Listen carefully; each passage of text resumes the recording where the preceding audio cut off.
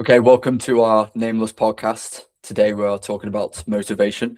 Last two topics we've talked about are related to psychology and what I do, which is online fitness coaching, and what Henry does, which is sports psychology. So, motivation, Henry, why don't you tell us how motivation is understood? The ways in which people tend to understand it is intrinsic and extrinsic motivation. It's very common in language to hear people talking about that. Intrinsic being sort of factors like your enjoyment of doing something, the achievement feeling of doing something.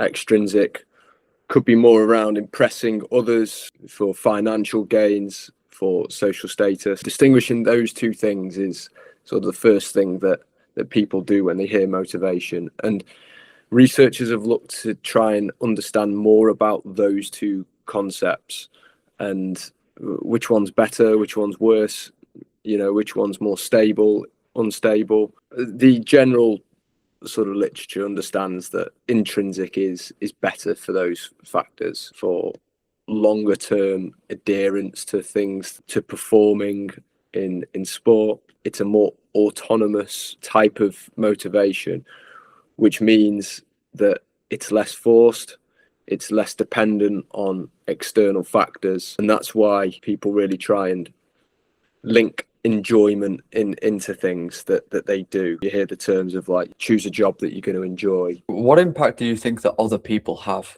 on your motivation? So you can put this into a category of social factors. Those that are around you with your pursuits, are they autonomy supportive? If that's a yes, then that in the research is correlated with positive results in terms of exercise and going to the gym, the adherence of doing that. And on the flip side of that, you've got sort of controlling social factors. So you might think about, personal trainers. How are you trying to motivate your clients? How controlling is it, or how autonomy supportive is it? Interesting you say that, because I did personal training when I first started, and the issue that I had was, if I'm controlling the scenario, then obviously I'm going to get the best out of them. When someone needs you to be there beyond the technical support so that they can do it, for me, that's 100% extrinsic.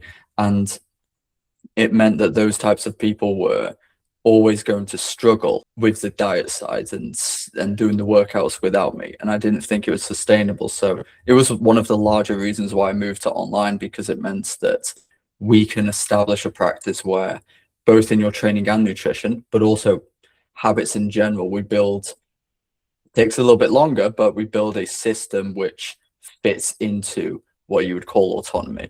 What I would say, I just typically call values. So I personally don't want to be in the gym more than 3 days a week. I don't really like, I don't hate training, but I don't like it. It's not a hobby of mine, like a bodybuilder enjoys it. And so a lot of my clients are a lot more like that.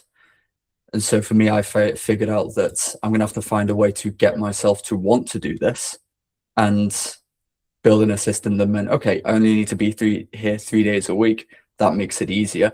That idea around values, what influence does that financial commitment have on the client's motivation and adherence? Is there maybe a value there of, I've already invested my finances into this? What effect do you think that has? Independently, none. So if someone just puts money in, they are happy to throw it away. But if someone puts money in and they've visualized, so I would call it going to the end, going to your logical conclusion. So if they've, in our consultation call, let's say, if they've visualized and I've been able to effectively help them figure out, if you continue on this road, what happens to your life, what happens to your physique, your health, your relationships as a result of that, your energy, therefore your work. If they've really figured out, okay, I don't like this path, and if I were to take the path that we're discussing, it's worth it, then the upfront financial cost amplifies that, because it's like, okay, I've locked in this decision. Whereas if they never do that, they've never figured out whether the action's worth it or not. They've just made it even more painful for them to not do it, which, might work in theory, but I've never seen it work. I think that you have to say to yourself, I want the target. I want it because these short-term and medium-term reasons, we were talking about this before, that everyone wants to be healthy, but it doesn't really motivate you long-term unless you've got a short-term issue right now with your health.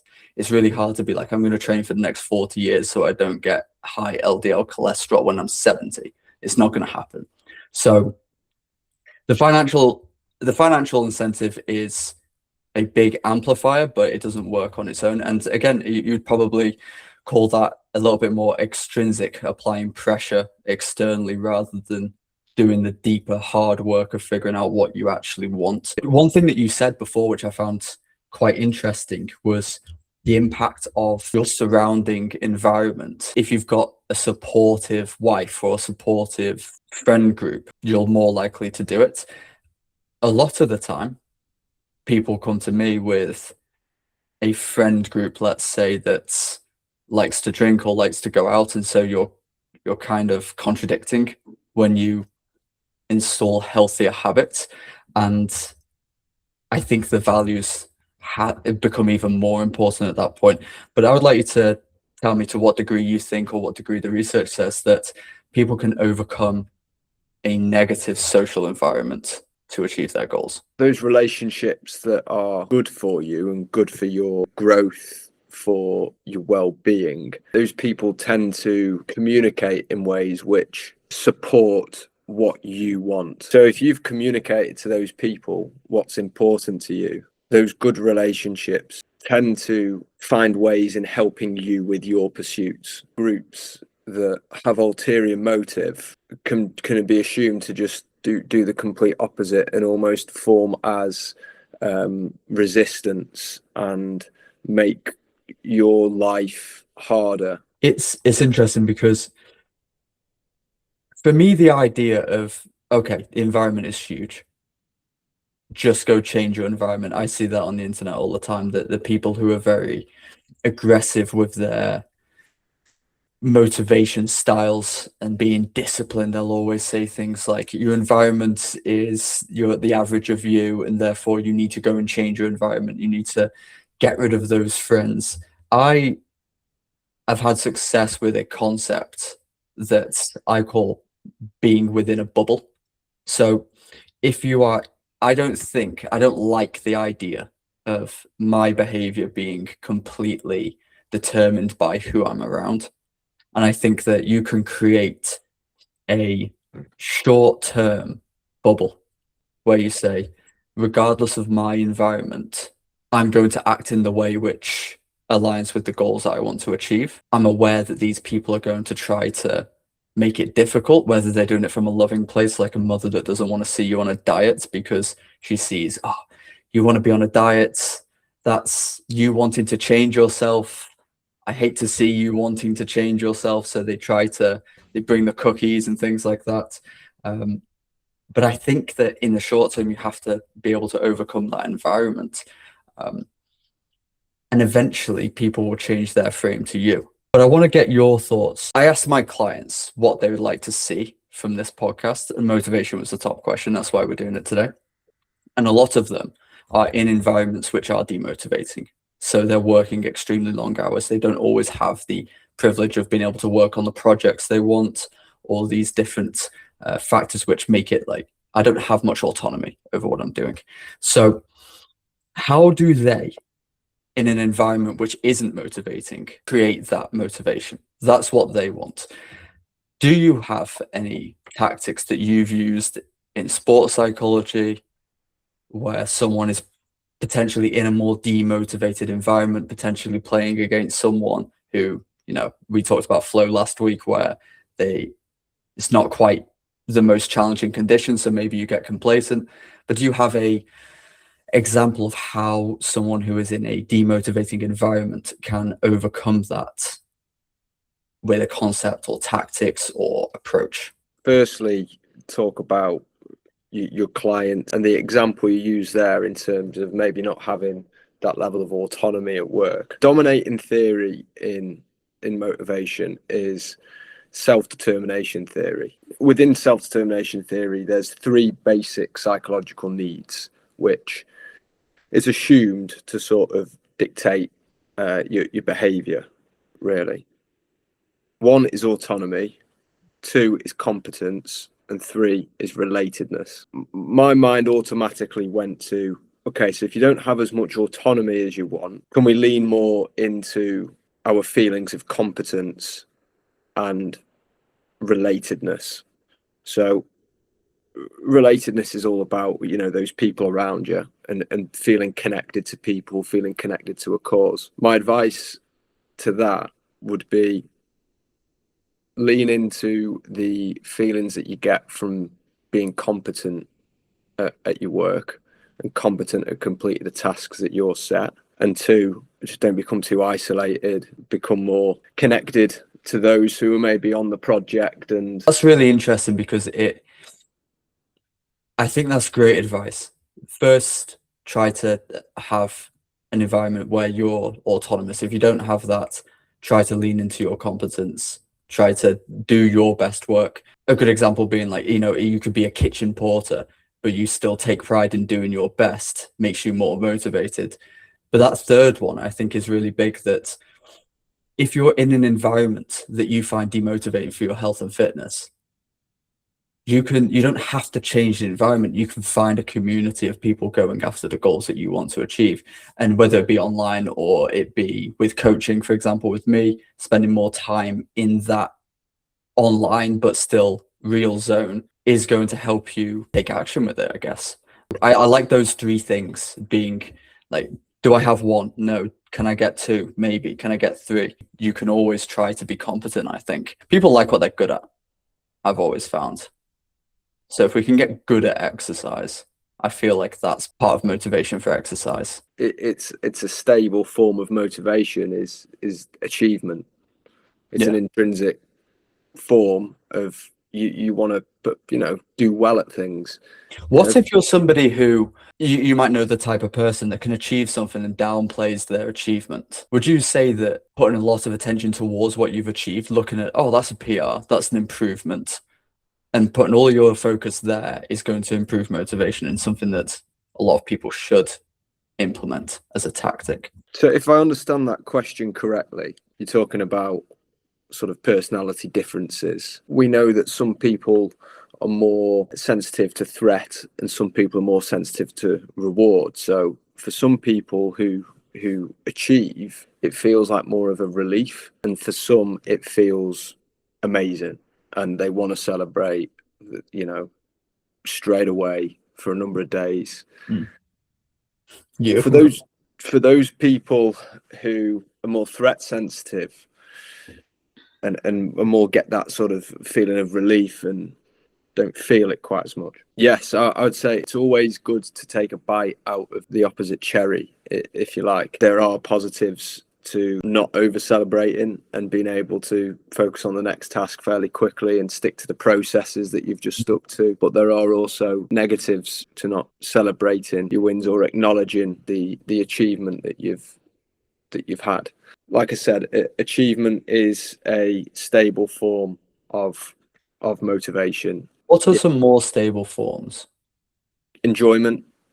In New Zealand, there was a cricketer who I worked with who said he was getting more up for big matches where he knew there was eyes on those matches. He was investing more into his processes, his preparation. He had more energy on the day. He felt more importance on that game. He felt ready to deliver. The majority of his games didn't have that level of importance.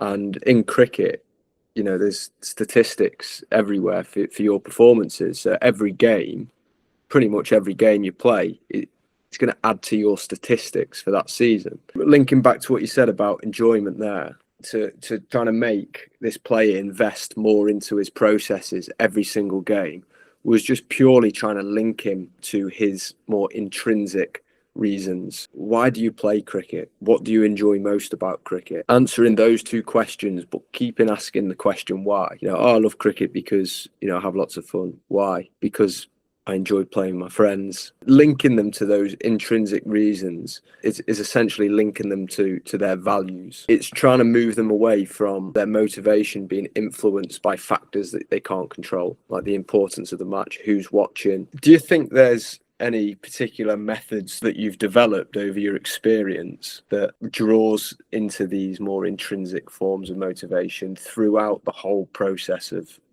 your programs? Yeah.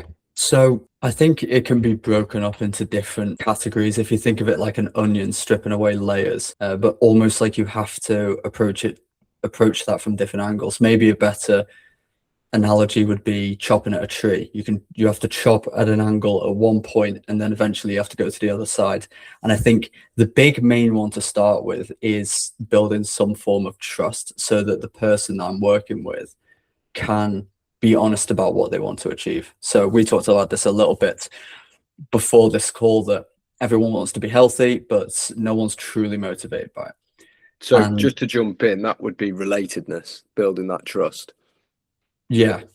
And I'd probably say it's the bigger one if someone isn't coming to me just 100% honest about what they achieved, what they want to achieve. So I would say if they're not coming to me cooked, where they've basically been thinking about what they need, the burning desire is being built. Most people aren't actually coming to me with a burning desire. They are coming to me with a real issue with taking action. And they want to overcome that. They want to be the person that can train when they're tired and go to the gym, even though they've got an extremely long work day, and eat properly when they don't want to. And when their friends are incentivizing them to eat the other way, they want to stick to their ideal self.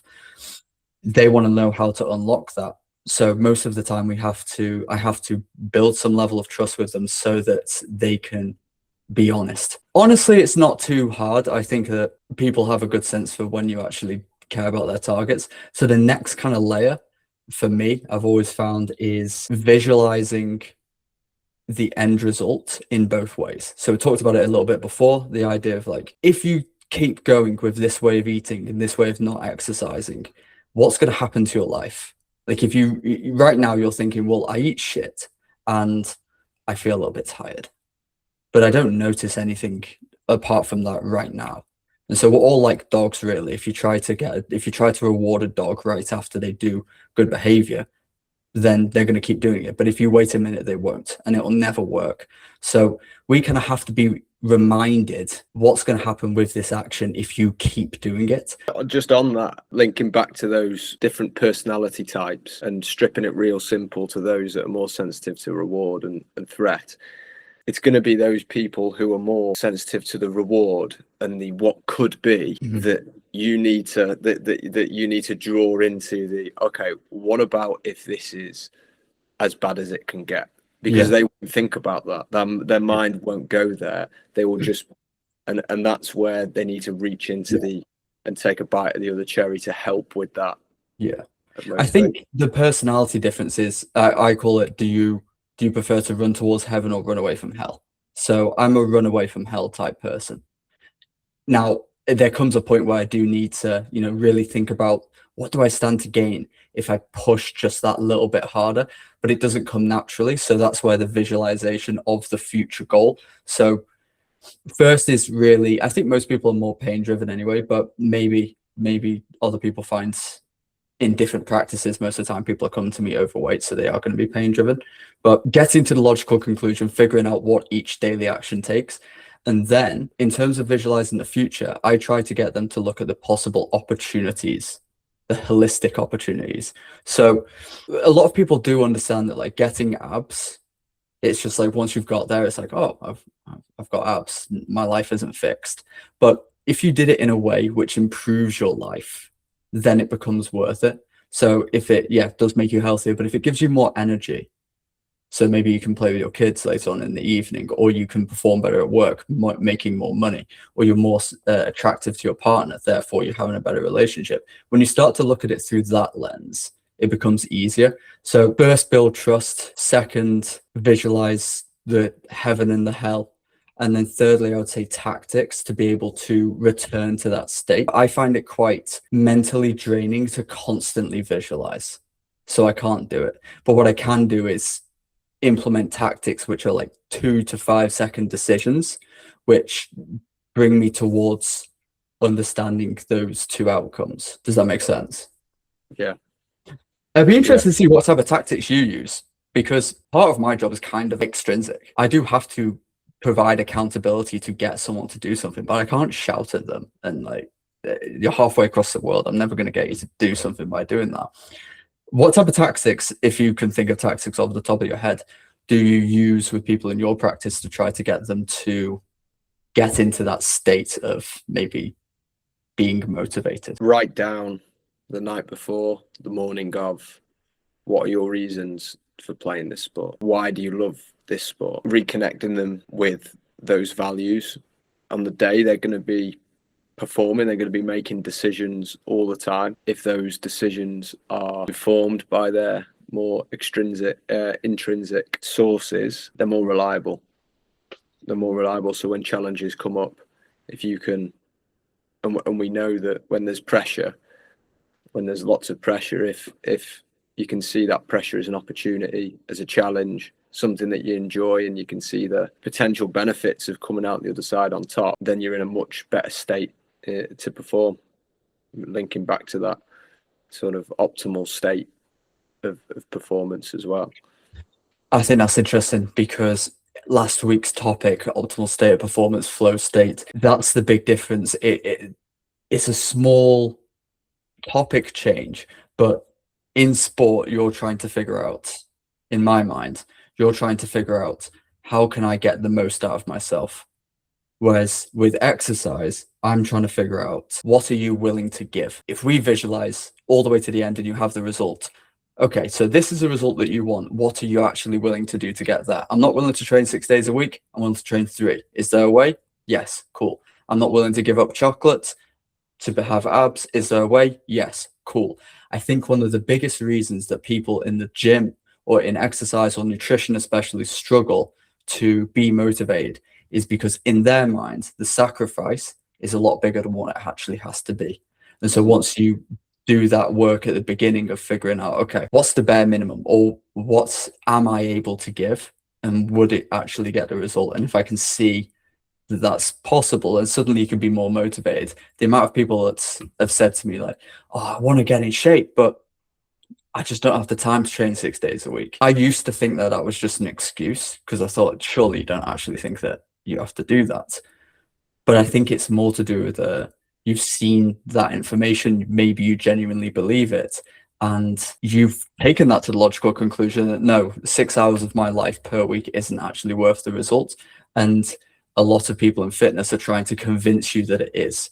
Whereas my approach would be more, I'll take your word for that. It's not worth it. What can you give that is worth it? If you pair what you're willing to give with autonomy, well, maybe autonomy is what you're willing to give. Just sidebar. Would you say that that's related? What, as in like to sacrifice autonomy? Yeah.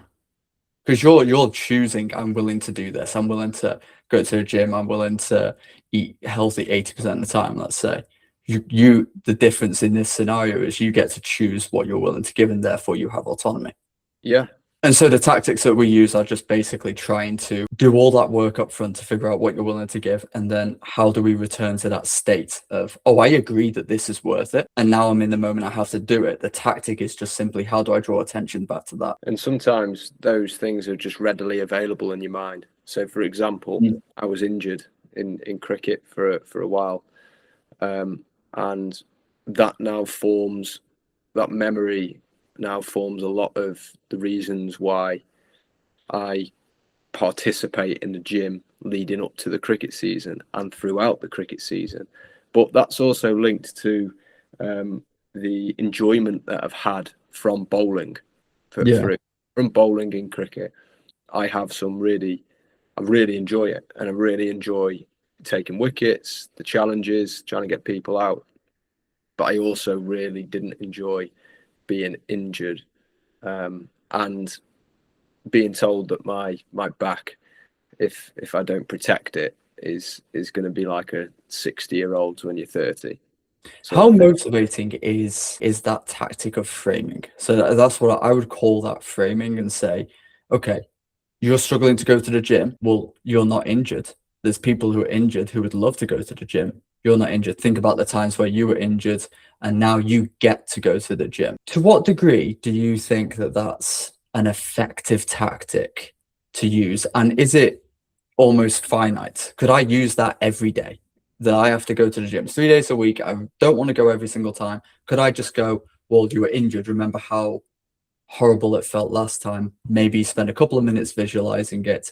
Will that, as a tactic alone, be enough to overcome, those down spots where you're not motivated, you don't want to do it? Or is it more like you've got a toolbox and you kind of have to go to each of these different tactics and see which works that day? For me, using me as an example there, I think it just pops into my head. I think it's just ingrained in me that I love bowling, but and I would hate to be, injure my body short term and long term. Short term to not be able to play, but then long term to not be able to move and wake up with, bad back when I'm 50 on this occasion, because it is very real. Because when I did have a back injury, I had a MRI scan and they said that the degeneration on that part of my spine, if it carries on the rate that it is, and then I was given the explanation of it, but if you strengthen all the muscles around that spine, then it will protect it and you can Okay, so how do we build that? Let's say, because you have the experience and then you can draw on that experience, but let's say someone doesn't have the experience, but they know the same thing. They haven't had the MRI, but they know, okay, if I don't start exercising, I'm going to be immobile in 20 years compared to my 20-year self who has continued exercising. How does someone build that motivation?